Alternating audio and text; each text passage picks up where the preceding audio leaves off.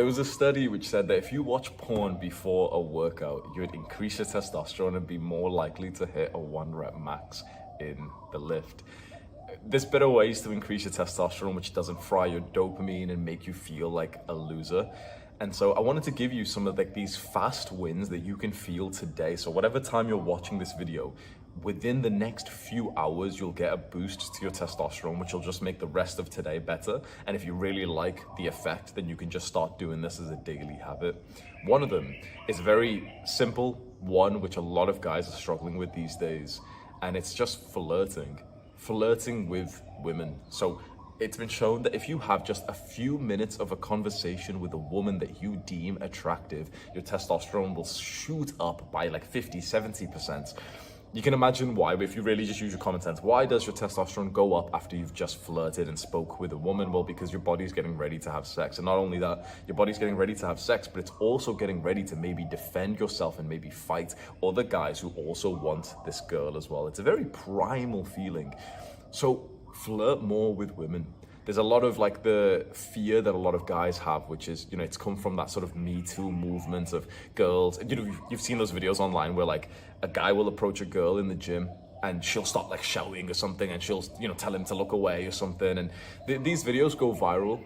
But honestly, in the real world, like when you actually step outside of the internet, the truth is that like you can flirt with women and you won't actually get like a bad rejection. Any guy who's actually like, you know, spoke to a lot of women and cold approach, then dated and had sex, he'll tell you that like 99.999 times of times when you get rejected are absolutely fine. The girl hasn't been recording you and posting you anywhere. It's like that stuff doesn't really happen in the modern day. So how to use this practically? Let's say right now you're commuting to work as you listen to this, or maybe you're about to go to school, or maybe you're in the gym right now.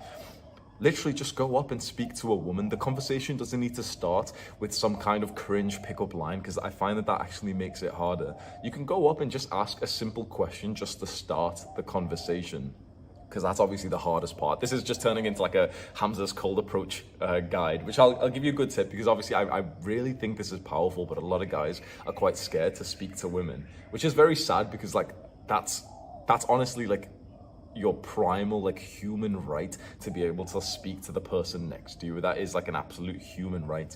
So the way that I would do this, you just go up and ask a very basic question, which is like completely asexual. So you're in the gym, there's a girl there, and you walk up to her and just say, yo, excuse me, what time does this gym close, by the way?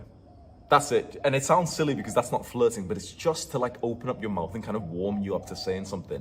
And then with that, you can see if she's receptive, if she like doesn't even take off her headphones, if she, you know, she looks at you a little bit, whatever. If she like stops and she's like, you know, proper smiling, she's holding your eye contact, that gives you more of a space for you to like smile as well and you know, say whatever you want to say after that, however your flirting game is.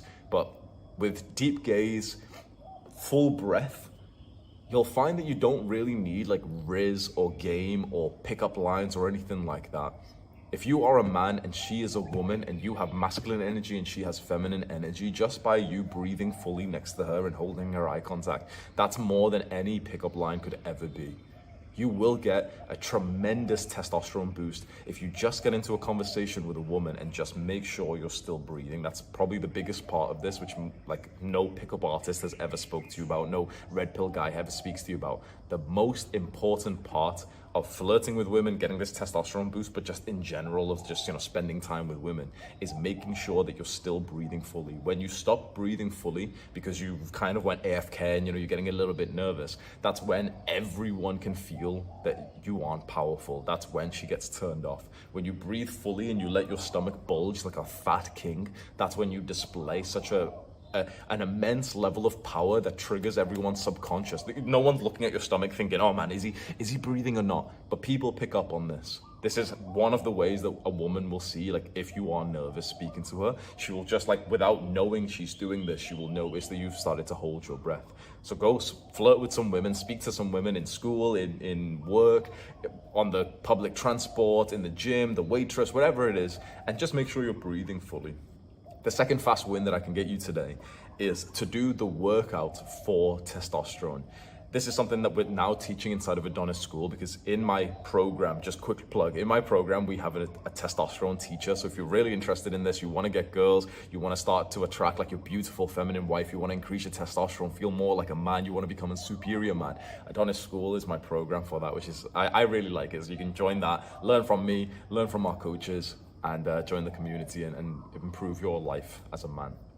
The second way then is the testosterone workout. So not many people actually speak about this, but there's a workout routine that has been shown to have a significant improvement to testosterone. Most workout routines are actually decreased testosterone. You know, like the bro split you've been on, the push-pull leg split, all of that, like normal workouts. All of that actually slightly reduces testosterone till you sleep and you recover. But there's a few workouts which have been shown to actually have like a big impact. And they are specifically 6 sets of 10 reps. So you can go and look, there's an Andrew Huberman podcast that I'm taking this from. So, you know, they've done all the science research, but it's Andrew Huberman, and he sat with some guy who works at UFC, and the UFC guy told him this is like the experiments they've run, and this is the best workout for testosterone. 6 sets of 10 reps of a compound movement, like a big movement, and that's it. You go home after that. So if you just care about testosterone, you go in to the gym, you do your little, you know, your stretches, you do a little bit of a warm up. Let's say it's push day, right? It's chest and triceps. And you literally just do 6 sets of 10 reps of bench press, or maybe you prefer incline press, or maybe you prefer, you know, overhead shoulder press.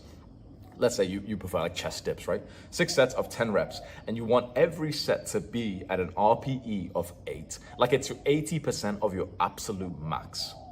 Does that make sense? So we're gonna do 10 reps, and on the 10th rep, you really want it to be that you maybe could have like squeezed out with absolute war, maybe about 1 or 2 more reps. So if we say 10 out of 10 intensity, it's like that moment where, you know, when you're doing push-ups and you kind of like drop to the floor and you do another one, and that last rep literally takes you like 5 seconds, 6 seconds, 8 seconds to get up. That's 10 out of 10 intensity. So you can imagine 8 out of 10 intensity is what we're aiming for. That's still where like the last rep, like you have this like little stop there. You have to like stop for a few seconds, and you're pushing, you're like, and you know, your form slightly breaks down a bit, and you push like one side a little bit first. You know, it's not like totally unhealthy or dangerous. Like, you know, your form slows down when you're really pushing hard.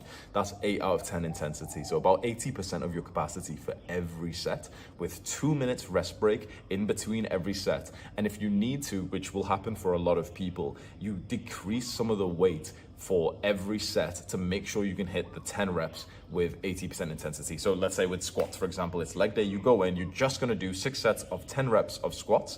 You do your warm up, you set up your weight, you do the first set, 10 reps, and you stop it, you think, okay, 10, I could probably do like 2 more, you know, you're grunting, thinking, okay, if I do 2 more, I'd probably drop to the floor. So you rack it there, 10 reps. Then you wait 2 minutes. And if you think to yourself right now, you know intuitively thinking, you know what, if I did another 10 reps of this weight, that would actually be failure. That last rep would be failure.